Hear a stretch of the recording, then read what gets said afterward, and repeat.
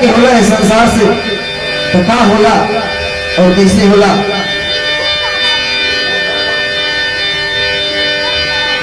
हमका जानी अटके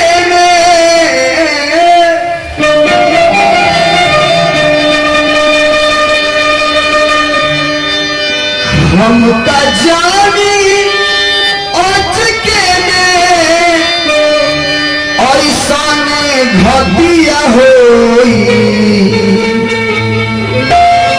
हमका जानी तेरा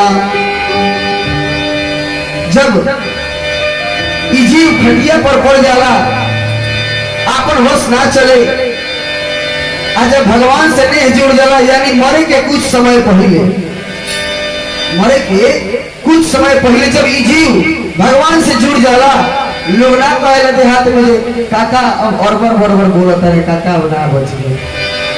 वो बड़ी का होला बड़ी आत्मा के जौन फीलिंग्स माने जौन की भावना कहल जाला वो का होला।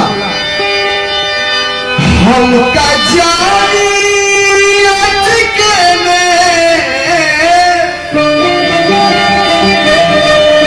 ऐसन घटिया होई। हमका जानी तेरा हे बतिया होई।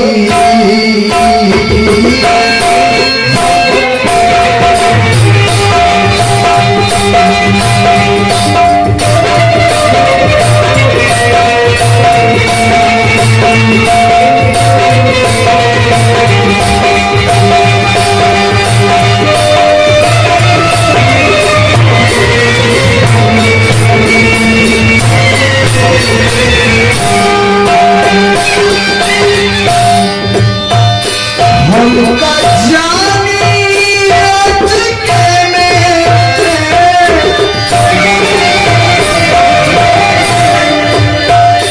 हमका जानी अटके ऐसन घटिया होई। हमका जानी बतिया होई हमका जानी तेरा।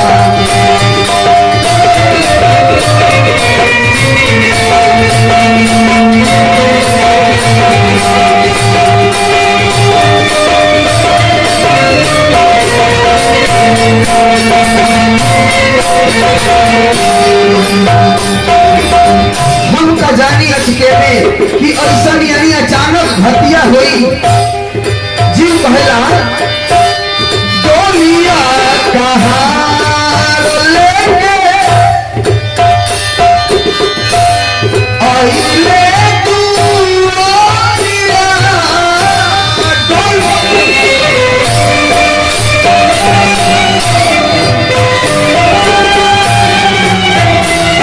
जब जवराज दर्शन देवे सब बड़ी भयानक चेहरा होला इनका आई सभी का होला।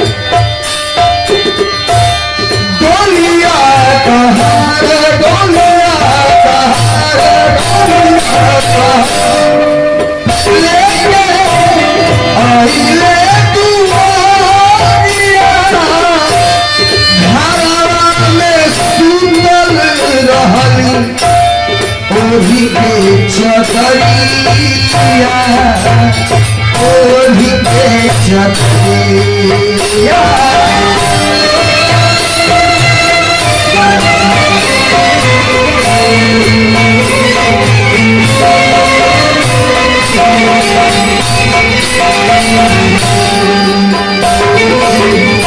घरवा में सुतल रहली ओढ़ी के चदरिया ओढ़ी के चदरिया।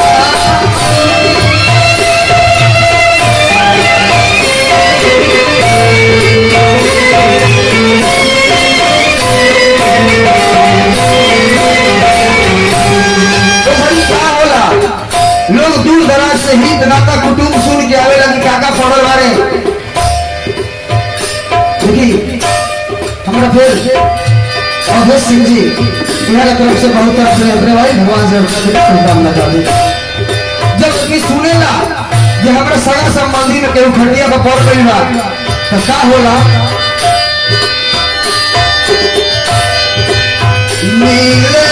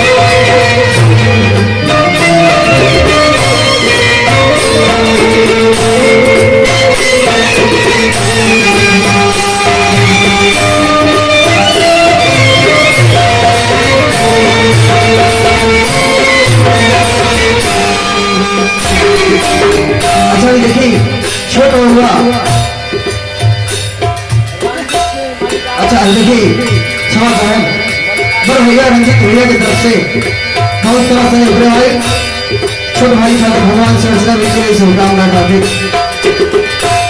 आगे का होला दीवाना पर बाप रोस आना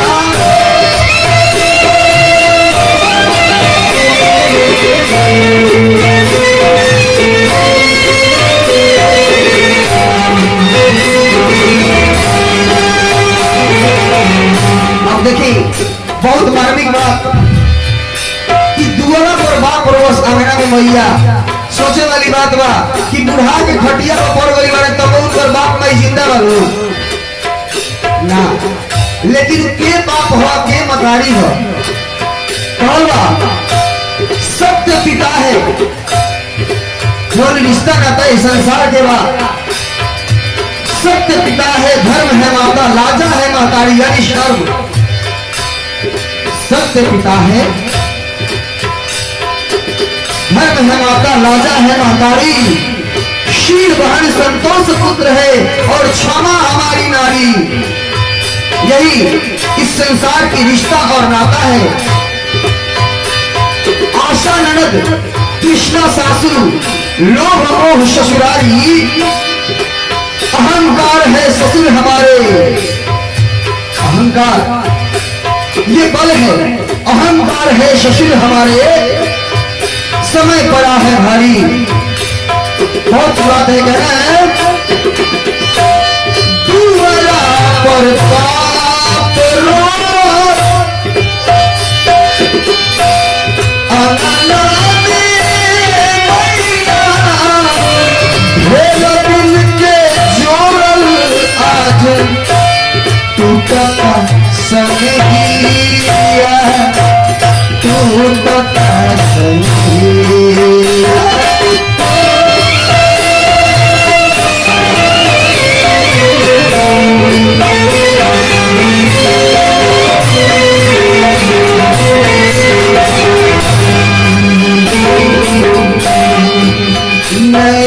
से अरे लो रे घरे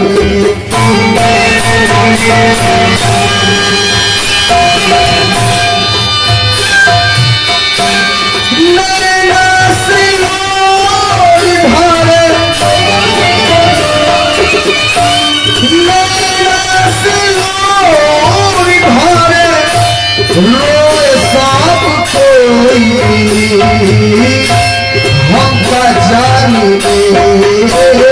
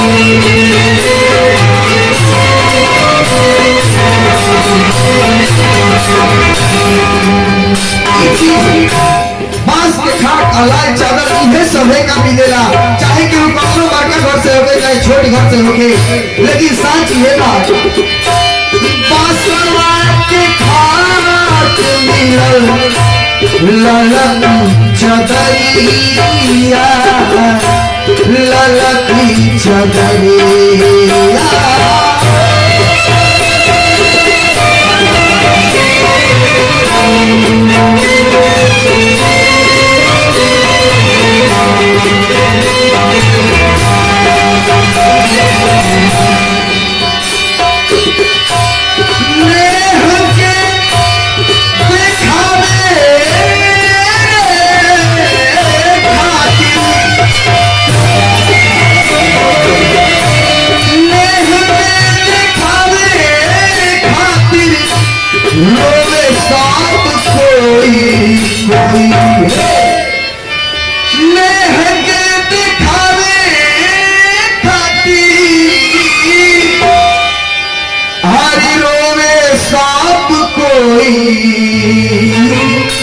हमका जानिएगा इहे मतिया